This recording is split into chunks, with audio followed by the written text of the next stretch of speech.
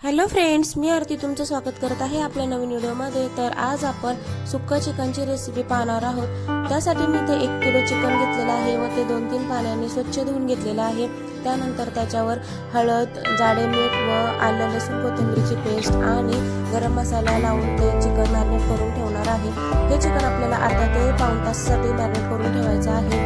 त्यानंतर एका टोपामध्ये थोडंसं तेल घेऊन त्यामध्ये 2-3 दालचिनीचे तुकडे, तेजपत्त्याची 2-3 पाने व उभा चिरलेला कांदा घेऊन चांगलं परतून घ्यायचा आहे।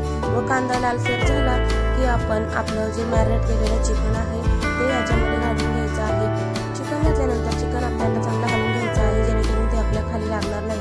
त्यानंतर ह्या टोपावर एक ताट ठेवून त्यावर पाणी टाकायचं आहे म्हणजे आपलं चिकन आतमध्ये वाफेने शिजून जाईल। त्यानंतर आपण काळा मसाला बनवण्यासाठी 2 कांदे मी फोडून गॅसवर जाळीवर भाजून घेतलेले आहेत। त्यानंतर एका पॅनमध्ये खोबरं, परत आपण डाळ घेतलेली आहे ते चण्याची, ती चांगली भाजून घेणार आहोत।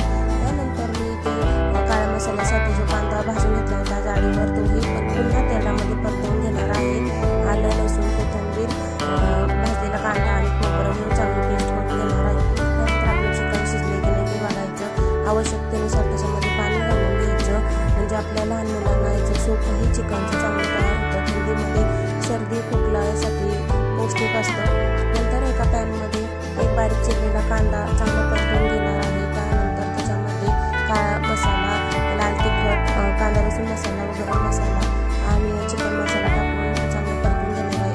आणि आपण जो काळा मसाला तयार केला होता वाटणाचा तो त्याच्यामध्ये परतून घेणार आहे तेल सुटेपर्यंत। त्यानंतर जे आपण शिजवलेलं चिकन होतं त्यातले मी काहीशी बोनलेस पीस घेऊन परतून याच्यात घेतलेले आहे कारण मला रस्साही बनवायचा होता, त्यासाठी मी थोडंसं चिकन काढून ठेवलं होतं। नंतर अर्धा टोमॅटो पिकलेला चांगला चिरून ह्याच्यावर टाकलेला आहे, त्याच्यावर चव चांगली लागते। त्यानंतर गार्निशिंगसाठी कोथिंबीर